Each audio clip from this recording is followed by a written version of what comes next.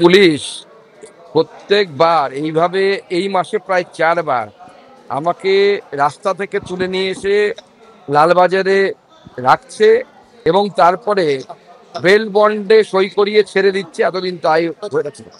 আমি আজকে সিদ্ধান্ত নিয়েছি, যেভাবে আমার আপনার বাড়ির ঘরের মেয়েদের যেভাবে ইজ্জত লুট হচ্ছে, যেভাবে তাদেরকে ধর্ষণ করা হচ্ছে, তার বিরুদ্ধে একটা জোরদার প্রতিবাদ হওয়া দরকার। নিয়েছি আমি বেল বন্ডে সাইন করে ব্যক্তিগতভাবে জামিন নেব না। তার জন্য যদি আমাকে রাতভর জেলে থাকতে হয় তাও কোনো অসুবিধা নেই, রাতভর জেলে থাকবো। এর আগে আমি বলেছি 1000 বার যদি আমাকে অ্যারেস্ট হতে হয় আমি 1000 বার অ্যারেস্ট হবো।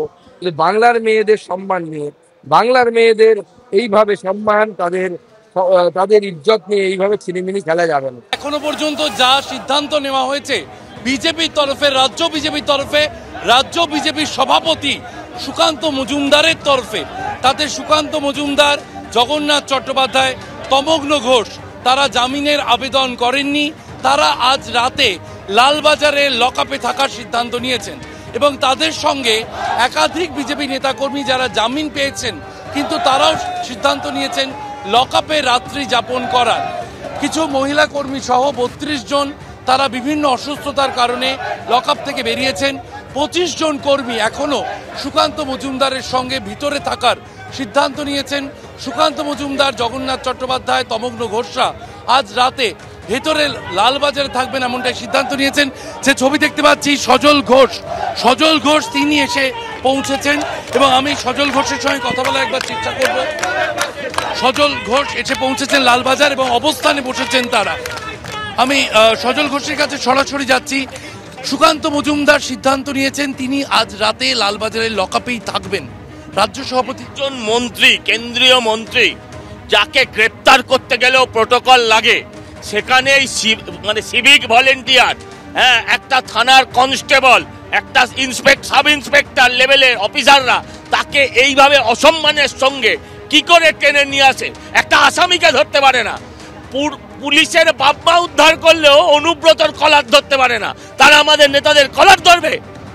এর পরের দিন কিন্তু পশ্চিমবঙ্গটা যদি বাংলাদেশ হয়ে যায় তখন কিন্তু সরকার অন্য কাউকে দায়ী করতে পারবে না, এই দায়িত্ব সরকারের।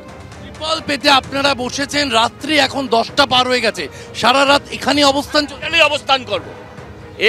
অবস্থান করব। আমার সভাপতির অপমানের জন্য শুধু সারা রাত নয়, আরো অনেক রাত আমরা দরকার হলে এখানে অবস্থান। সজল ঘোষ যেমনটা জানালেন, বিজেপি কর্মীরা আজ সারা রাত এখানেই থাকার সিদ্ধান্ত নিয়েছেন এবং যারা জামিনের মুক্তি পেলেন তারাও এখানে বসে পড়েছেন। লালবাজারের লকআপের যে গেট, সেই গেট কার্যত দখল নিয়েছেন বিজেপি কর্মীরা। অবস্থান মঞ্চে তারা বসে পড়েছেন।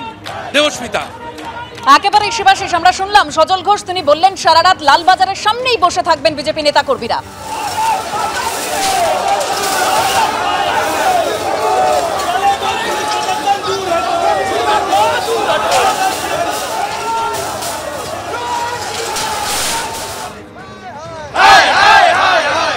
ভাইপো হায় হায়,